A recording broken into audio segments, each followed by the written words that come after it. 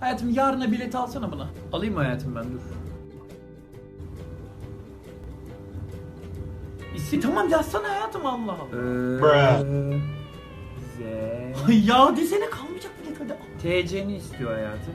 Yaz 273. 2 hangisi Bruh. oluyordu? Hayatım 2 bildiğin 2 işte. Tamam yazıyorum. 270.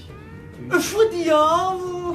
Ya hadi tamam hadi. Doğum tarihini soruyor hayatım. Tamam yazı verin doğum tarihini. Yazı. 23 Mayıs. Ya tamam hadi yaz doğrusunu ya. tamam yazıyorum. 14 Ekim. Hadi bilet kalmayacak yaz doğrusunu. tamam. 7 Şubat. Hayatım yazsana doğum tarihini hadi. 11